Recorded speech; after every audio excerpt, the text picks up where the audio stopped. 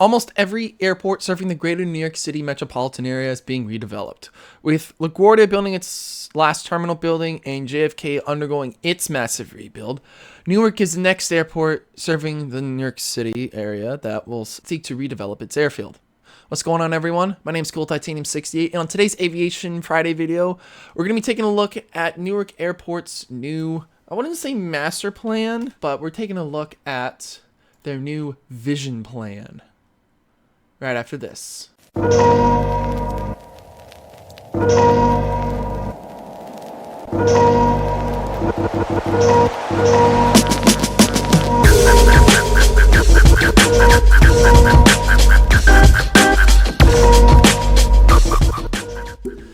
Newark International used to sit on the site of two different airfields. Heller Field, which opened in 1919, and Hadley Field, which opened in 1924. Now, both were used by the U.S. airmail service at this time. In May of 1921, Heller Field closed and all airmail service moved to Hadley Field, which by 1927 also served 4 airlines.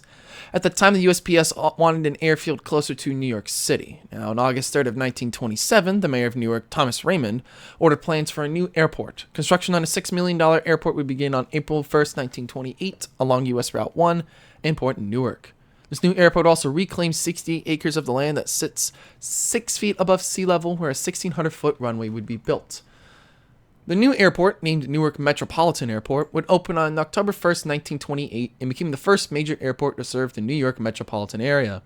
The nation's first air traffic control tower was built in 1930, and in 1934, the Newark Metropolitan Airport Administrative Building became the first passenger terminal in the U.S. This building would serve the airport until 1953, and New York would also become the first airport to allow nighttime operations after installing runway lights that year prior in 1952. Despite all of these innovations, critics say that the airport was poorly designed because there was no separation of incoming and outbound passenger and no thought given to future expansion. However, it didn't stop Newark from being the busiest commercial airport. United, American, Eastern, and TWA signed 10-year leases with the airport, which ended in 1938.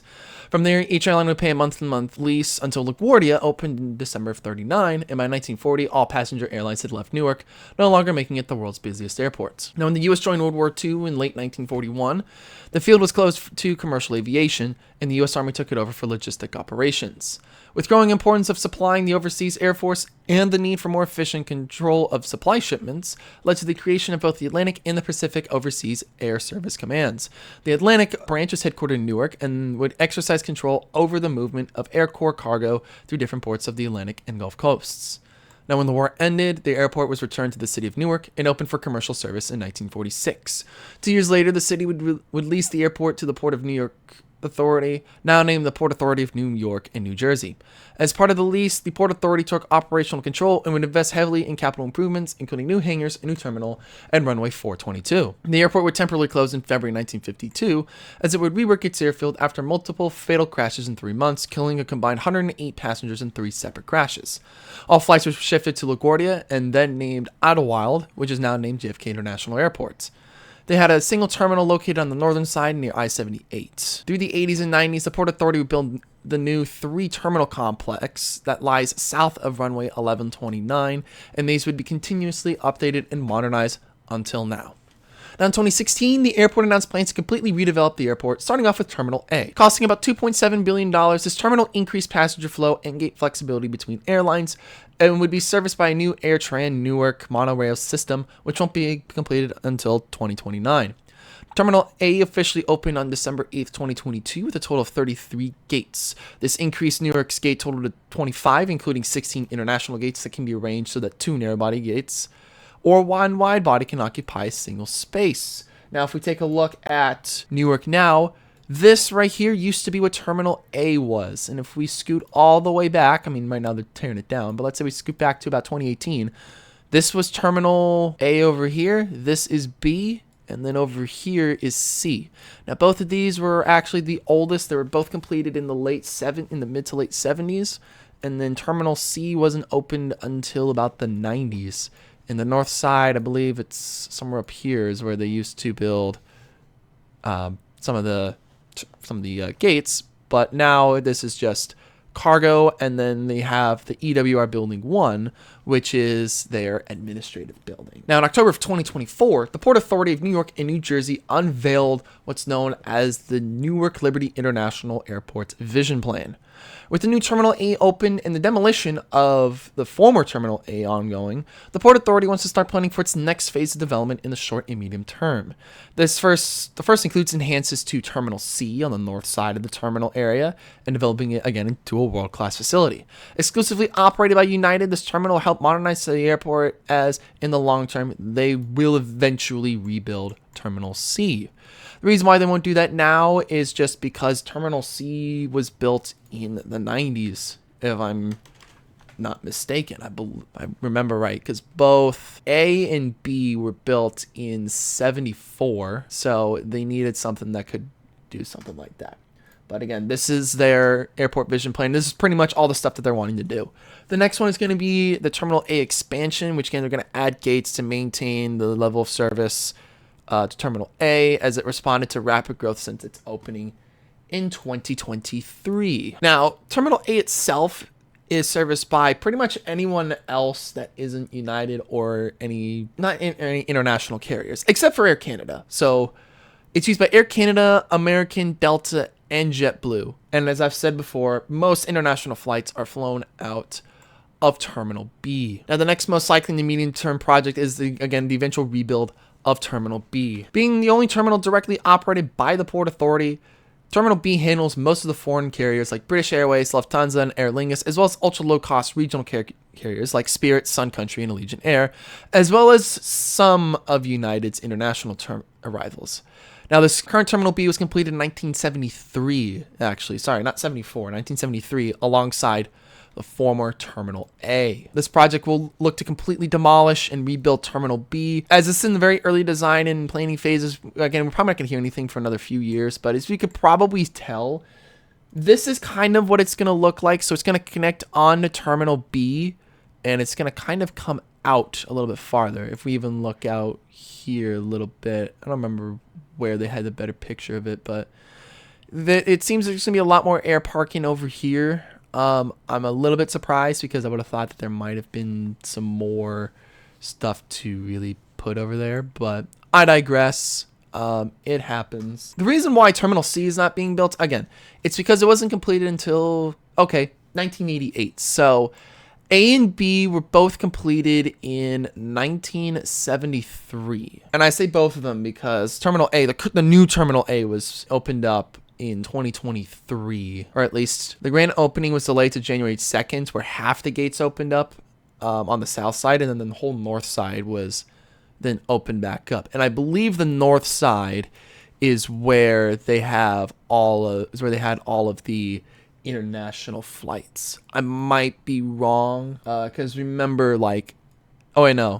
so these look like these are some of the international gates, and then you got a lot of like the narrow body stuff. Well, I think these are the 8 here. 1, 2, 3, 4, 5, 6, 7, 8 international gates, and then you've got more here for those for those narrow bodies. Now, I would bet that with how busy Newark International Airport is, they probably already outstripped the original capacity for Terminal A. Kind of like what happened with Orlando, and probably, I don't know if Fort Lauderdale has done that, but yeah, still, it's like, wow, they've already...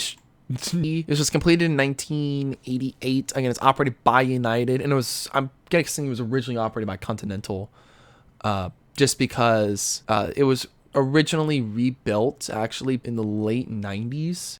So Terminal C was actually, opened in 88, but it was rebuilt in a $1.2 billion program known as the Continental Airlines Global Gateway Project. Because again, at that time, Continental was its own airline. They hadn't merged with United until 2013, I think, is when United merged with Continental. Because I think the United Continental merger was before the American US Airways merger. But henceforth, so what they're probably going to do is they're going to at least have the space to be able to add more gates onto B, because A and B looked like the exact same thing. You've got 3 rotundas with bridges going over and a central building that you can eat at. But what they're going to do is they're just going to make it like a little bit more blocky, kind of like this. so that you can, number one, use up more space here for the airport.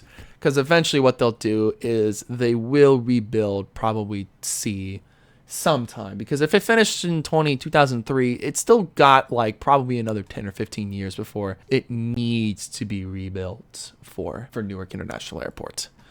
Now, as the former Terminal A demo work is going on and then plans for Terminal B are finalized, I would guess that they're definitely going to have to rework a lot of the access roads and parking lots southeast of the Marriott Hotel. Because, I mean, if you guys have seen this, so this is all straight parking lots, and then you've got a parking garage here for Terminal C. So the best thing that's probably going to happen is, I know they're going to build a parking garage over here somewhere, but are they going to move this Marriott hotel somewhere else? I don't know. It kind of would make sense to do that, because if they're going to push this back farther, they're going to add some more they're going to add some more tarmac over here for the for more gates and hopefully more airplanes as well, especially since Newark is not one of the more well-known airports.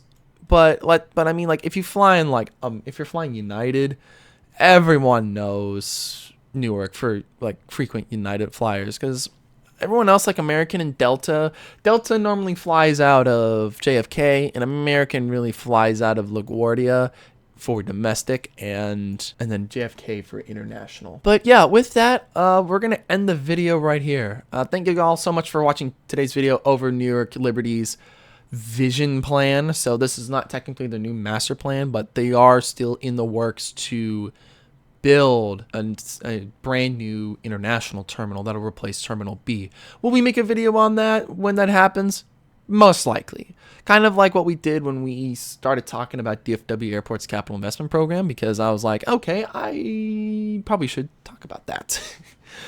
But again, I know there's not really much to talk about, especially since the Port Authority doesn't really have a specific master plan, but this vision plan is what we have to really work with right now. If you like what you just watched, make sure you guys like and subscribe down below. If you don't want to miss any future videos, whether it's more aviation videos like this or other automotive and mountain bike content, hit that bell icon so that you're notified when these videos drop at 8 a.m. on their respective days. Hope you have a great weekend and a great rest of your day. Peace.